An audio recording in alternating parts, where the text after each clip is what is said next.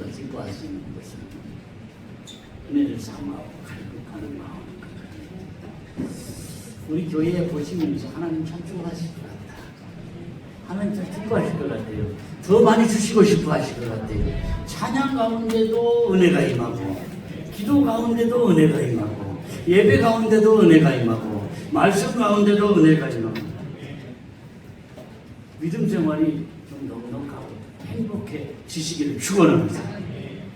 골로새 성도들을 위한 바울의 기도인데요. 9절 10절을 다시 한번 보십시오.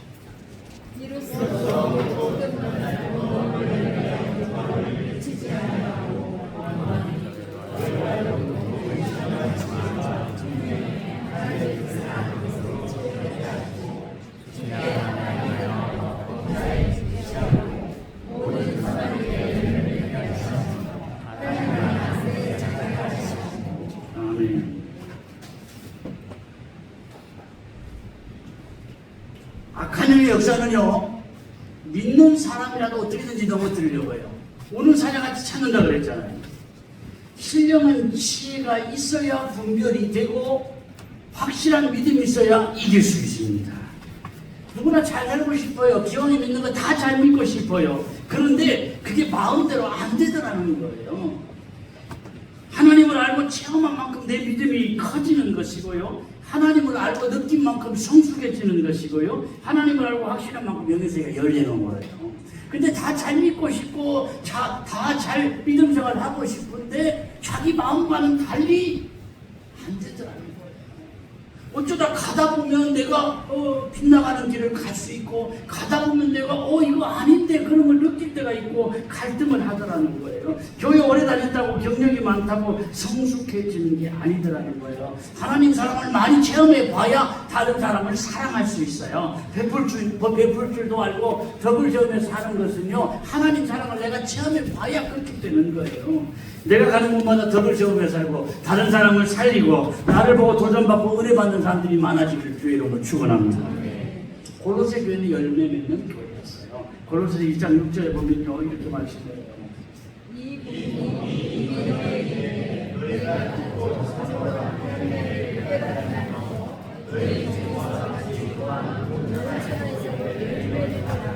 골로새 교회가 어떻게 열매 맺고 자라게 되었느냐? 그 근본 원인이 세 가지입니다. 믿음, 소망, 사랑. 다 아는 거죠. 그런데 우리가 다 머리는 다 알아요. 모르는 사람 없어요. 아마 초등학생도 다 알 거예요. 1년 뒤라고. 믿음, 사랑, 소망 다 아는데 막상 살면서 믿음이나 사랑이나 소망이나 이걸 균형 있게 갖추고 사는 분은 많지 않아요. 드물어요. 어떤 사람은 믿음은 참 좋아요. 정말 믿음에 있어서는 이 많은 사람들이 앞장서 간다. 그럴 만큼 믿음은 참 좋아요. 그런데 기도도 열심히 하고 주의도 잘 지키고 말씀도 가까이 하는데 그 속에 사랑이 없어요.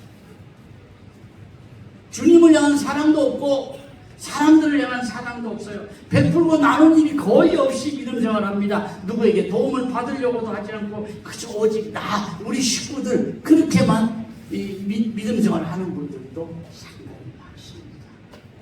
또 어떤 사람은 사랑은 풍성해요. 그런데 믿음이 부족해요.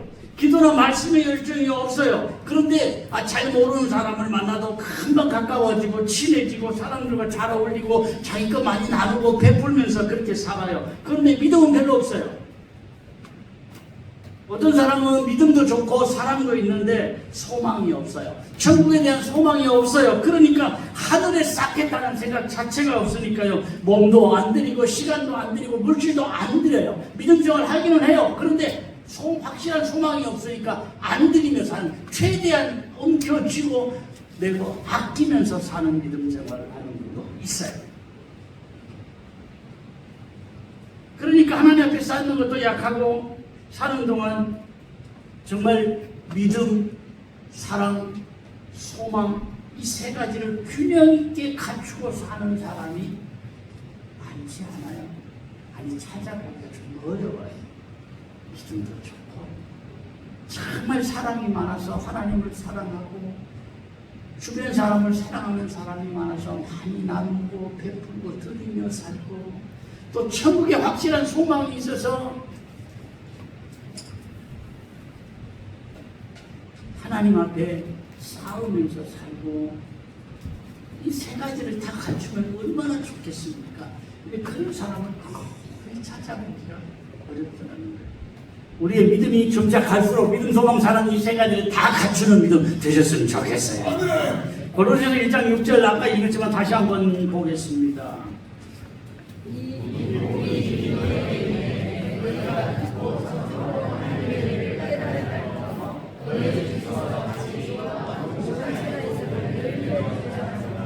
말씀 듣고 하나님의 은혜를 깨달은 날부터 그랬어요.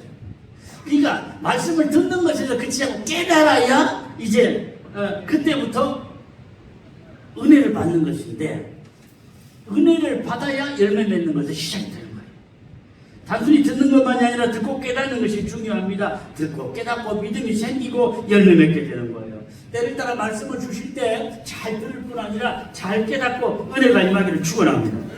깨닫는 대로 실천하고 행함으로 나의 생활에서 열매 맺기를 축원합니다. 주님도 기뻐하시고 나도 행복한 믿음 생활 하셨으면 좋겠어요.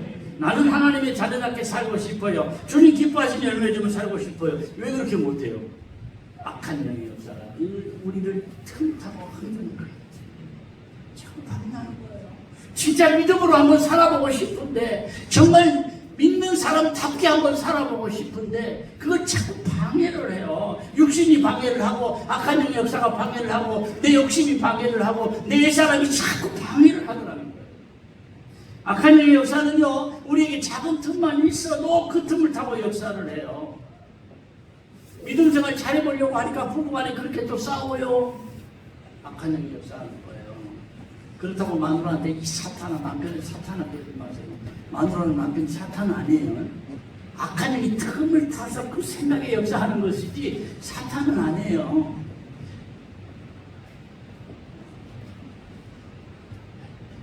성희 집사가 앞에 정말 은혜 많이 받고 찬양을 참 은혜를 잘해요. 제아가 와서 방해는 은혜 받고 정말 하나님 앞에 은혜롭게 찬양을 하는 이 사탄 새끼가 방해하는 거야. 잠깐 그런 생각을 했다 그래요. 사탄은 아니에요.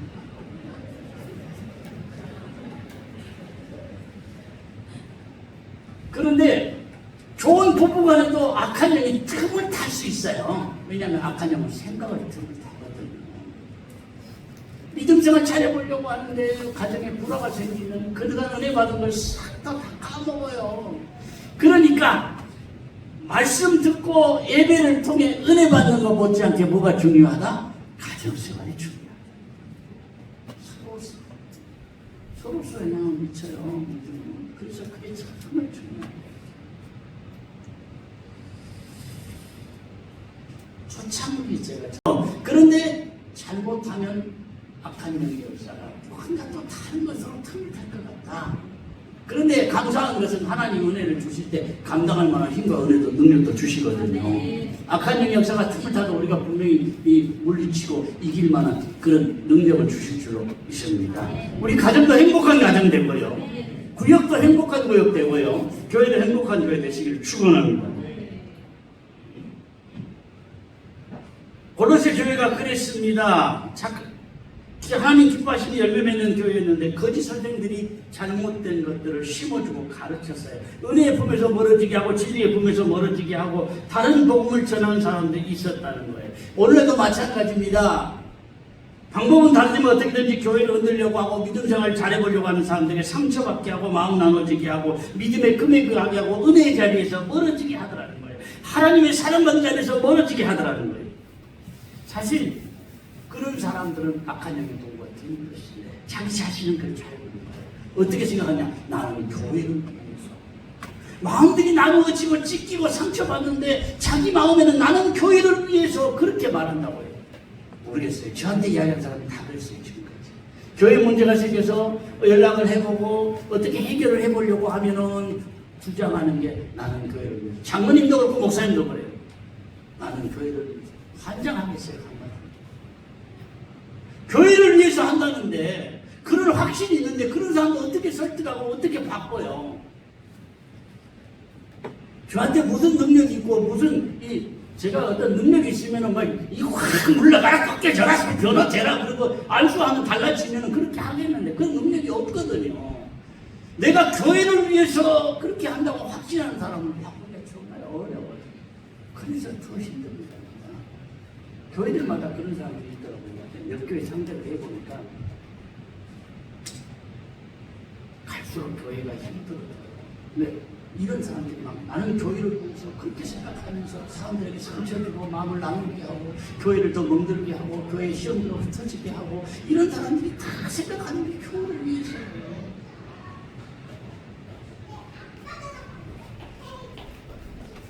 우리가 주님의 도구로 살고 은혜의 도구로 살고 축복의 도구로 살아야지 행여라도 악한 영의 도구가 되지 않기를 축원합니다. 당시 골로새 교회가 왜 거짓 교사들에게 쉽게 넘어갔느냐? 오금에다가 유대교와 당시 성행하던 철학을 섞어서 하는 거예요. 그러니까 들어보면 다 그럴듯한 것이 당시 성행하던 철학이고 자주 접하던 유대교니까 적당히 복음의 이것들을 섞으니까 거부감 없이 받아들인 거예요. 여러분 안타깝게도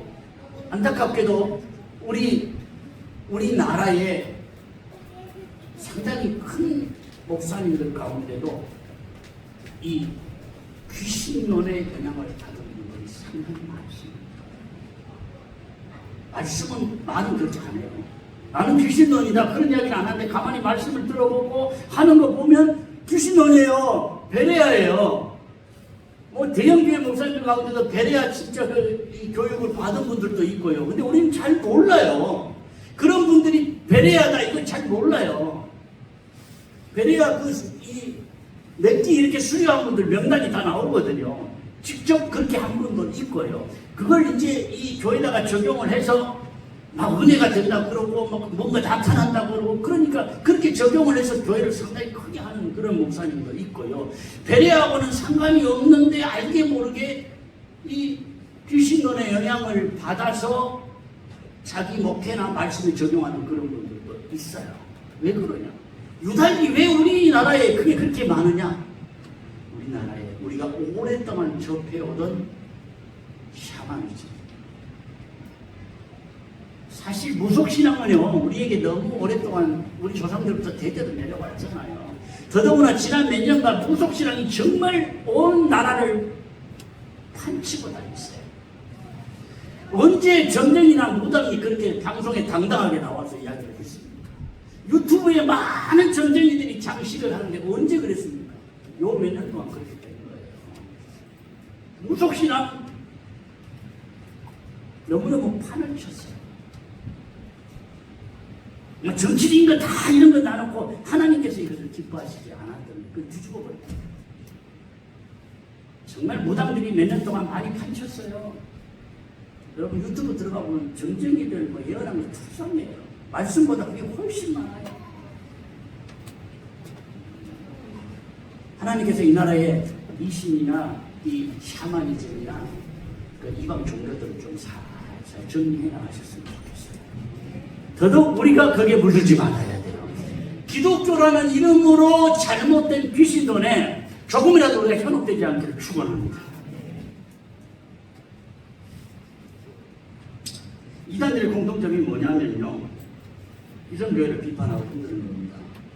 그러니까 목사들도 자기들은 참 목자인데 기성교회 목자들은 다 거짓 목자라고 해요. 자기들 울타리에 들어와야만 구원을 받는다고 그렇게 주장을 합니다. 그러면서 또 공통적인 게 뭐냐면 지금은 종말이 임박한 때다. 준비해야 될 때다. 그렇게 해요. 그 말 틀린 거 아니에요. 정말 갈수록 이 지구가 망가져가고 몸살을 하고 병들어 가잖아요.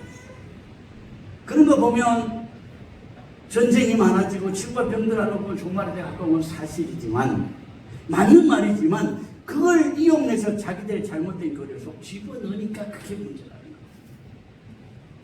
그래서 이단의 이론들 들어보면요, 다 들은 말이고 뭔가 그럴듯한 말이고 과거에 우리 조상들로부터 이어내려온 그런 사상이 유교나 불교나 또는 그 무속신앙의 사상이 우리 속에 남아있기 때문에 쉽게 거부가는 것이 받아들일 수 있고, 신학의 뼈대가 없으면 고개를 맞네 그러다 보면은 넘어질 일이 생기고 영이 혼탁해져서 멸망하기 가는 거예요. 이런 잘못된 가르침이나 이단의 가르침에서 확실하게 든든하게 사는 방법이 뭐냐? 고린도서 2장 6절 10절입니다.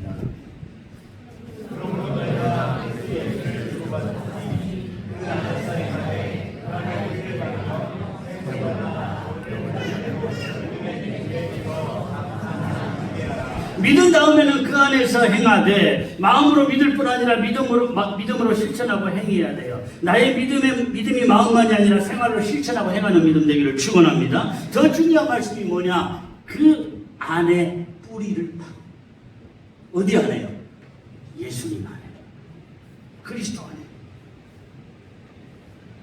겉으로 아무리 크게 자라도요, 나무의 뿌리가 약하면 쉽게 뽑히거나 태풍이 불 때 쓰러져요.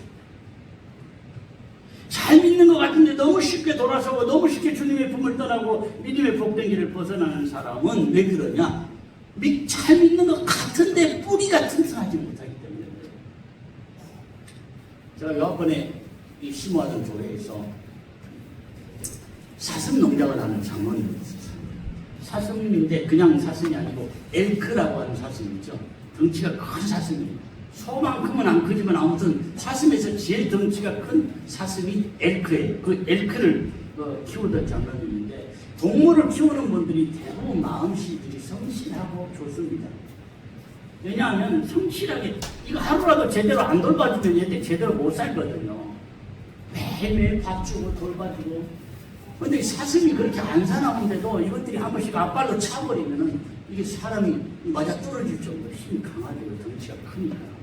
근데 그 장모님 부부가 두 분 다 좋아요. 보통 한 분이 좋으면 한 분이 좀 까다롭고 좀 안 좋거든요. 대부분 그렇게 만나거든요. 그럼 이분은 권사님도 성품이 참 좋고 조용하고, 장로님도 성품이 참 좋아서 교회에서 싫은 소리 한 번 안 하고 화 한 번 안 내고 당회에서 아니요 소리 한 번도 안 해보고, 참 누구나 참 성실하다 신실하다 그렇게 인정하는 분인데, 권사님도 참 착하게 살았어요. 누구에게 안 좋은 소리 한마디 안 하고 그렇게 믿음 생활 두 분 다 잘했어요. 떠나온 다음에 제가 이제 뒤늦게 들은 이야기입니다. 권사님이 감으로 죽었어요. 그 일이 두 분 너무 사이좋게 살았는데 그게 충격이 됐는가 봐요, 장모님에게. 어떤 마음이 생겼느냐? 하나님 살아계신다면 이렇게 착하게 산 권사를 이렇게 빨리 데려갈 수가 있느냐? 그런 마음이 생겨요.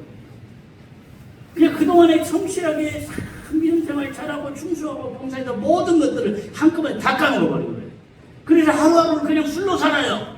이렇게 착한 권사를, 이렇게 우리가 성실하게 살아왔는데, 이렇게 충성했는데, 이렇게 믿음 생활 잘했는데 어떻게 하나님이 이 권사를 암으로 데려갈 수 있느냐? 매일 술 먹고 한탄하다가 정도 빨리 죽어버렸어요.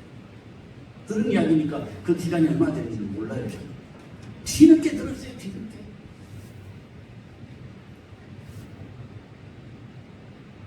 떠나온 지가 벌써 20년인데 뒤늦게 들었어요. 근데 왜 그 이야기를 듣게 됐느냐면은 그 장로님 동생이 그 당시에는 집사였습니다.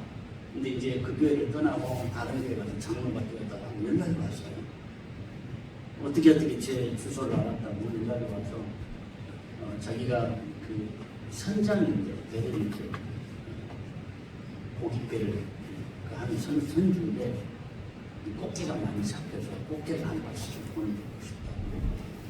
그래서 20년 전에 헤어진 사람이 연락이 와서 꽃게를 보내는 게 얼마나 미안한지, 그래도 뭐 본인이 마음이 있으니까 이제 받았어요. 그리고 이제 그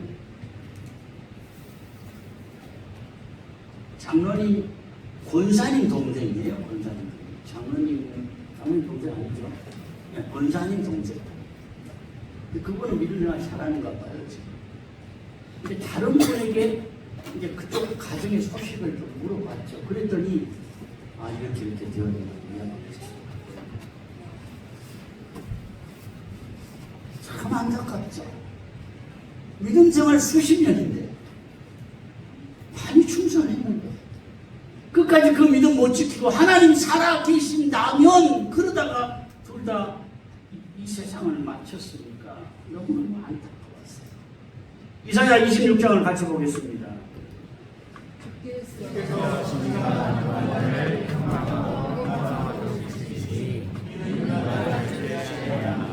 아멘. 심지가 견고한 산. 여러분 직분이 문제가 아닙니다. 신앙의 연조가 문제가 아닙니다. 우리 심지가 견고한 믿음 되시기를 축원합니다. 믿음의 뿌리가 잘 내려야 돼요. 주님 안에, 말씀 안에, 예수 안에 우리 모두가 믿음의 뿌리가 든든히 내려지고 든든히 세워져가는 앞날이 되셨으면 좋겠습니다.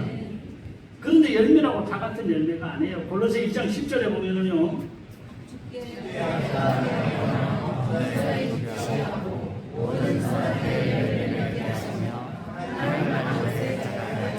선한 일에 열매 맺게 하시며 그랬어요. 이 선한 일이라고 윤리적으로 착하고 선한 일이 아니에요. 하나님의 뜻을 이루고 하나님께 순종하는 걸 의미합니다. 야고보서 2장에 믿음과 행함에 대해서 말씀하는데 야고보서 2장에는 이렇게 말씀을 해요.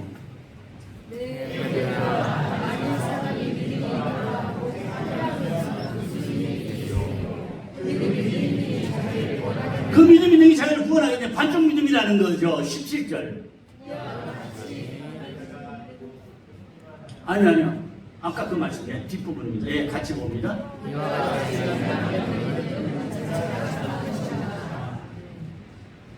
반쪽 믿음. 행함이 없는 믿음. 그래서 야고보 1장 22절에 이렇게 말씀을 합니다.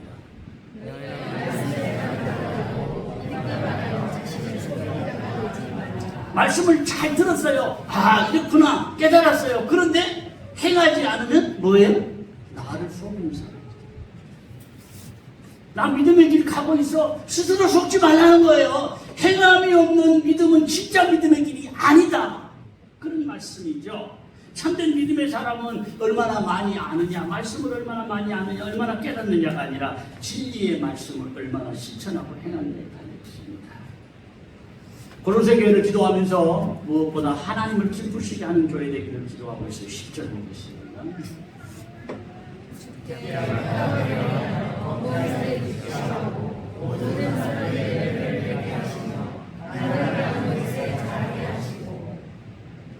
골로새 교회는 편지도 에바브라가 은혜 받고 세운 교회라고 그랬죠. 가장 큰 제목이 범사에 하나님을 기쁘시게 하고. 어떻게 하나님 기쁘시게 하는 길을 갈 수 있느냐? 로마서 8장을 보면요 이렇게 말씀합니다.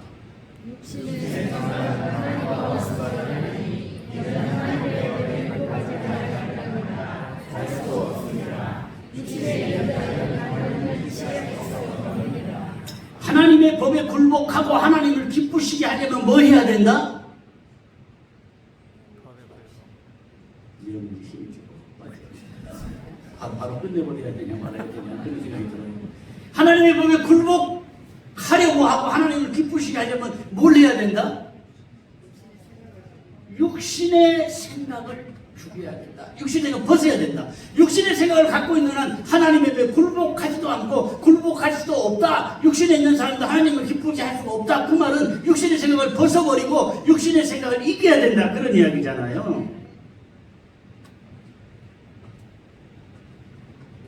다른 말로 하면 육신의 생각에 매여 살면 굴복할 수도 없다. 굴복하지도 않는다. 하나님을 기쁘시게 할 수 없다. 그런 이야기예요. 아무리 마음으로 하나님 주신 말씀 나 지키고 싶어요. 순종하고 싶어요. 그래도 왜 믿음이 있는데 굴복하지도 못하고 하나님을 기쁘시게 할 수도 없느냐? 마음으로 믿어요. 그런데 실제로 사는 것은 내 하고 싶은 대로, 내 방식. 믿기는 믿어요. 내 방식대로 믿는 거예요. 내 생각대로 믿는 거예요. 그렇게 사는 겁니다. 하나님을 기쁘시게 하는 믿음이 뭐냐? 로마서 12장에 이렇게 말씀을 합니다.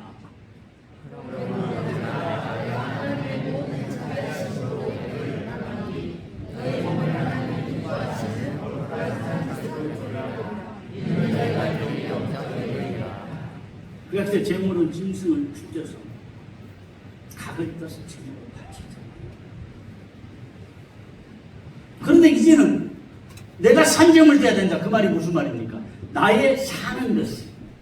주님을 위해서 죽어야 된다는 말이 아니에요. 나의 사는 생활이 주님 앞에 제물되어야 한다. 그런 이야기예요. 내 사는 것이 하나님 앞에 제물되게 하옵소서. 하나님 마음에 합당하게 살게 하옵소서. 이런 믿음 가질 때 주님도 기뻐하실 뿐 아니라 나의 가는 길도 열어주시고 자녀 앞날도 인도해 주실 줄로 믿습니다. 시편 69편에 보면 이렇게 말씀을 해요.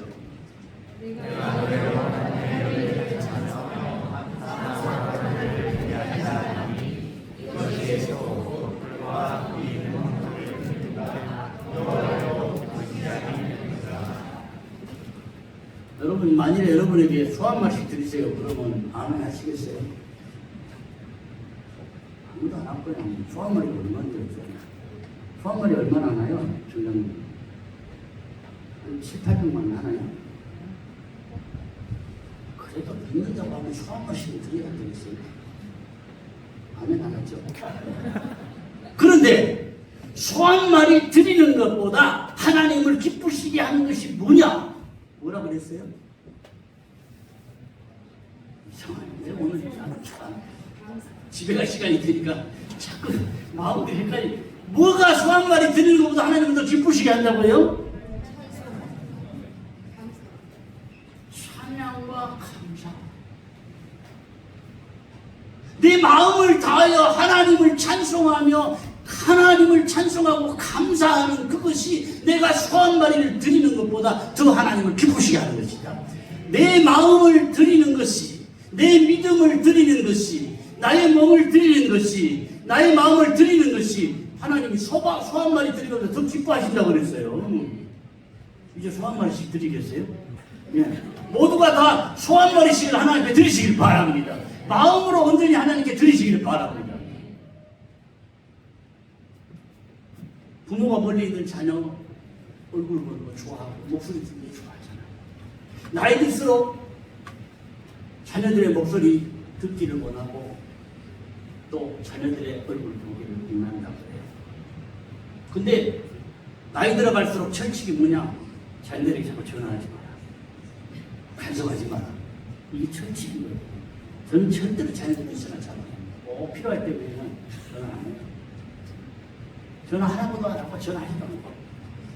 왜냐하면 자녀들이 부모의 사랑인지를 사랑이다 이걸 깨닫기보다는 부모 나를 왜 이렇게 간섭하는 거야 좀 내버려 두지 그런 사람들이 많다는 거예요. 우리 새끼들은 안 그럴 것 같아요. 안 그럴 것 같다 그랬지? 안 그렇다고는 안 했어요. 의외로 부모는 사랑이고 관심인데 쓸데없이 뭐 이렇게 전화를 할지 모르고 그런 생각을 많이 한다는 거예요. 그래서 아내도 자녀들 보고 싶고 특히 이제 손주들 목소리 듣고 싶고 참 보고 싶다고 그래요. 매주 보는데 뭐가 보고 싶은지 저는 이해가 잘 안 돼요. 근데 보고 싶대요. 평일에도 나한테 데려다 주려고 얘기 생각난다고 보고 싶다고. 근데 많이 절제를 합니다. 나는 보고 싶어서 갔는데 애들 귀찮을 수 있거든요. 그런데 정말 멀리 떨어져 있는 부모, 자식들, 손주들 보고 싶어요. 목소리 듣고 싶어요. 그게 인지상정입니다. 나이 들어갈수록 그래요. 그런데 하나님이 우리를 사랑하시기에 우리의 목소리를 듣기를 원하시고 우리의 이 얼굴을 보기를 원하신다니까요. 예배를 통해서 우리가 기도하는 목소리, 찬양하는 목소리, 말씀에 아멘하고 화답하는 목소리를 듣고 싶어하고 예배에 드리고 사모하는 우리 얼굴을 보고 싶어 하신다는 거예요. 다른 이유 없어요. 나를 사랑하시기에. 여러분 우리 이 시간 이후로 더 주님을 가까이 말씀을 가까이 그렇게 사셨으면 좋겠어요. 무엇보다 내 믿음이 자라야 돼요. 믿음이 커져야 돼요. 세월만 지난다고 믿음이 커지는 게 아니라는 거 저는 충실하게 깨달아요. 직분 받는다고 믿음이 커지는 게 아니라는 거 충실하게 깨달아요. 주변에 많은 사람들을 보면서 우리 교회만이 아니고 주변에 많은 사람들을 보면서 많은 목사들을 보면서 많은 장로님들을 보면서 정말 믿음이 자라야 된다. 믿음이 커져야 된다. 그런데 믿음의 연조가 많다고 목회한 지 오래됐다고 믿음이 반드시 커지는 것은 아니기 그게 답답하고 괴로운 거예요. 그래도 믿음의 연조가 목회의 이 경력이 또는 장로님으로 수정된 지 몇십 년 됐으면 이만큼은 커져야 되는데 그게 안타까운 거예요. 우리 믿음이 자라고 커지기를 주님이 원하신다니까요. 디모데전서 4장 15절에 보면 그래요. 이 모든 일을 너의 성선을 모든 사람에게 나타나게 믿음에 하나님 기뻐하시는 생활에 전심전력해서 성숙한 믿음 가지라. 전심전력이 뭡니까? 온 마음, 온 힘 다해서. 쉬운 말 성경에는 이렇게 말씀합니다.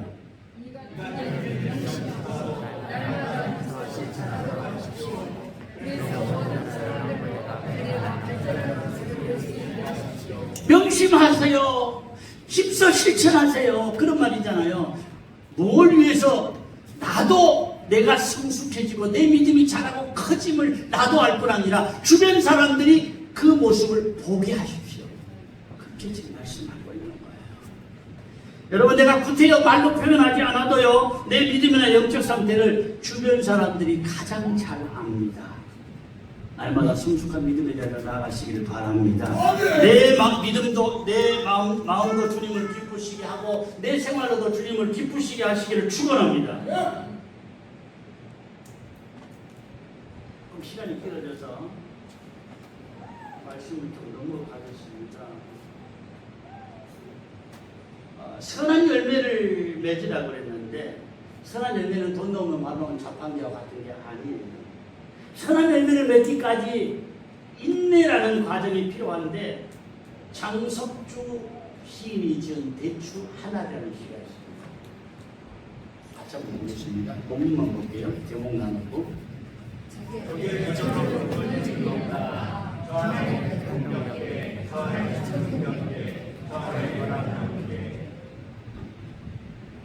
저는 그 시라고 쓰면 그렇지 몰라도요. 정말 여기에는 깊은 뜻이 담겨 있잖아요. 대추가 열고 익어가는데 그동안 태풍, 천둥, 벼락을 다 겪는 과정을 통해서 이 대추 하나 익어가는 거야. 그걸 이야기하고 싶은 거잖아요.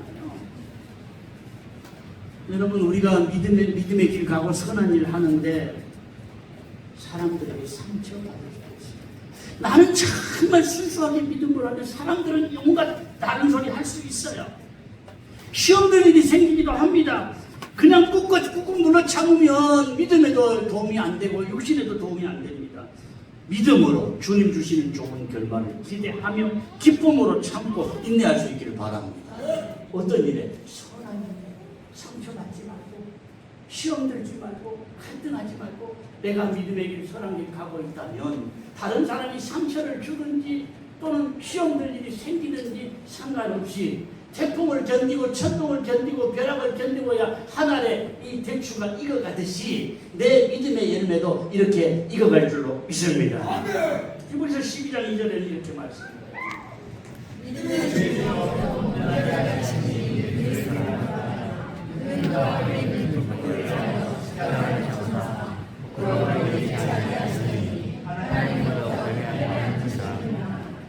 예수님께서 이 끔찍한 고통, 짐승 같은 죽음, 저주, 수치, 이 모든 걸 어떻게 감당하셨느냐? 이게 끝이라고 한다면 예수님 못 견디셨을 거예요. 왜냐하면 그때는 육신을 입고 있었으니까.